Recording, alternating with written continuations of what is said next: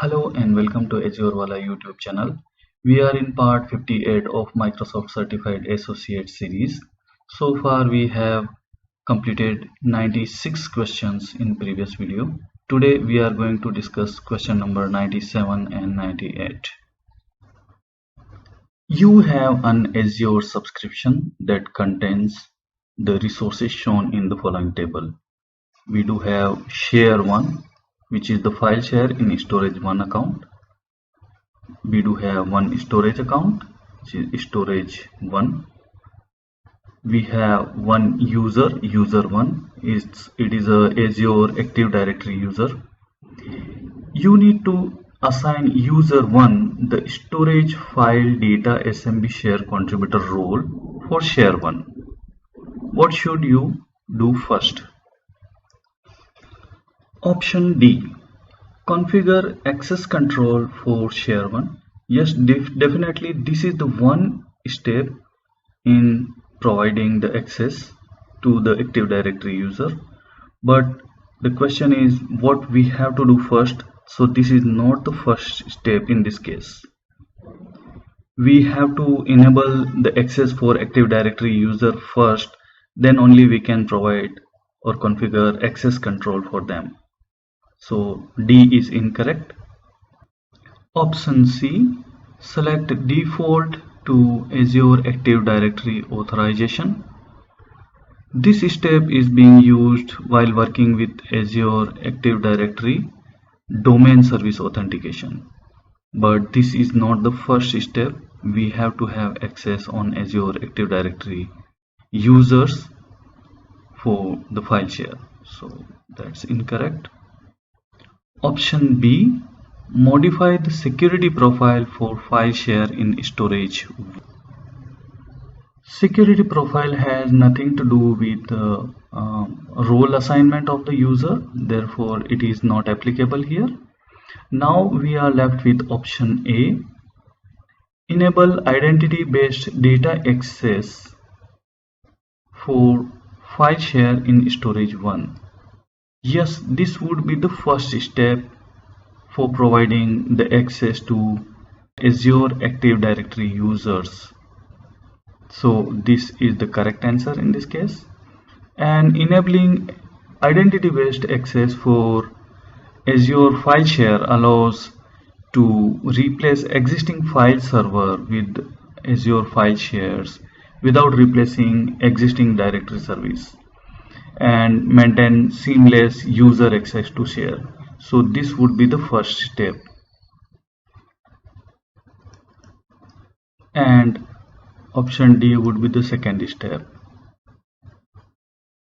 Let's move to next question.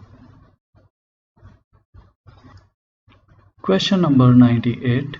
You have an Azure Active Directory tenant named adatum.com that contains group shown in following table.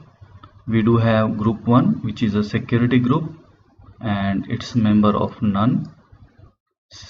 Group 2 is also a security group, is a member of group 1. adatum.com contains the users shown in the following table. So group 1 has one member, which is the user 1, and user 2 is the member of group 2, and keep in mind that group 2 is the member of group 1. You assign an Azure Active Directory Premium 2 license to group 1 shown in following exhibits. So let's scroll down. License on group 1 is as follow.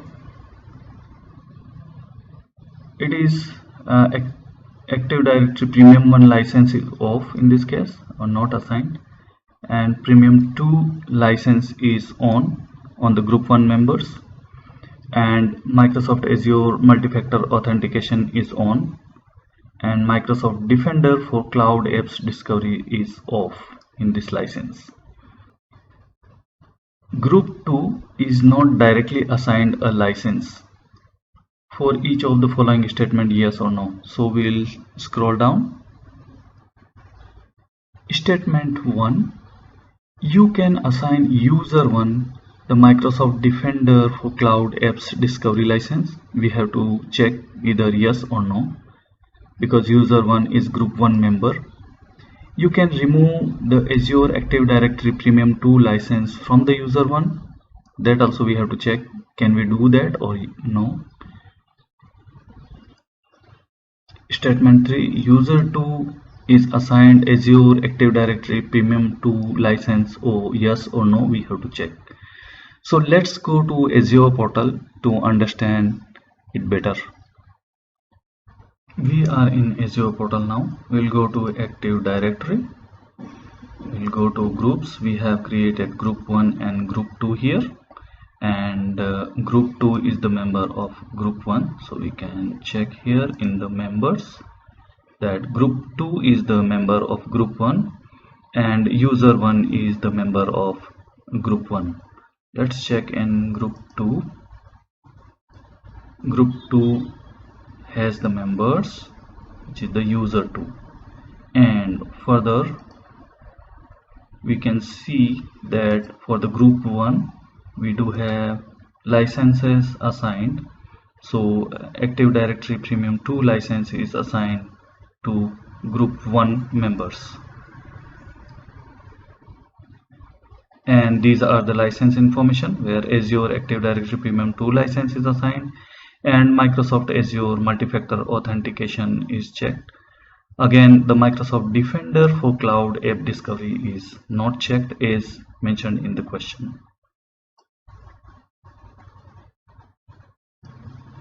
Let's check the statement 1, which was you can assign user 1 the Microsoft Defender for Cloud Apps Discovery license.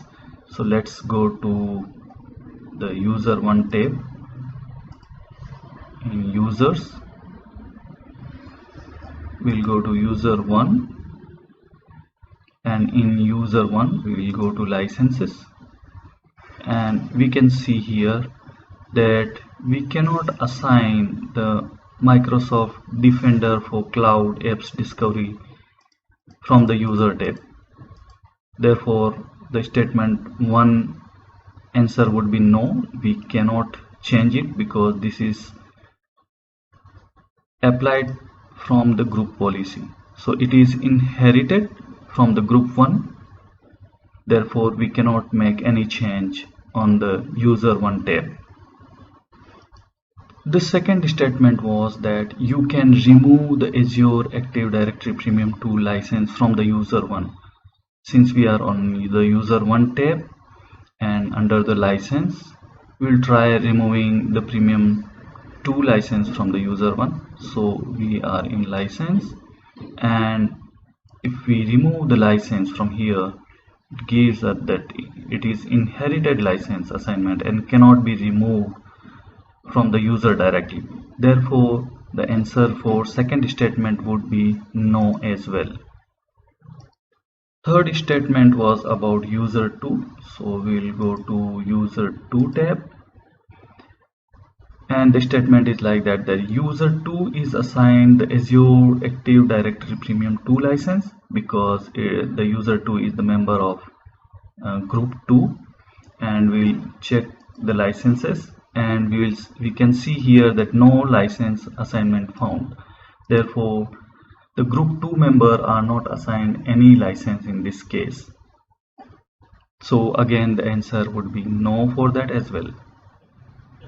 Back to the question on the statement 1, that the Microsoft Defender for Cloud App Discovery license to the user 1, we cannot assign user 1 directly the Microsoft Defender for Cloud App Discovery license. It was unchecked for the group 1 as well. Therefore, this option was disabled in Azure portal for the user 1. Second statement, you can remove the Azure Active Directory Premium 2 license. We cannot add or remove the Azure Active Directory license to the user 1 as it was assigned through the group 1. Therefore, it does not allow us to remove the licenses for the member of that particular group.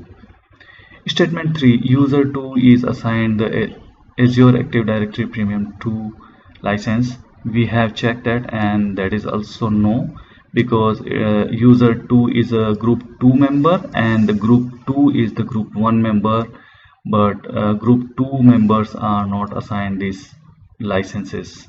Only the group 1 members would have effective license assignment. Therefore, all the answers are no. I hope this video was informative for you.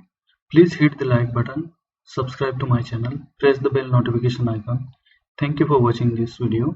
See you in next video.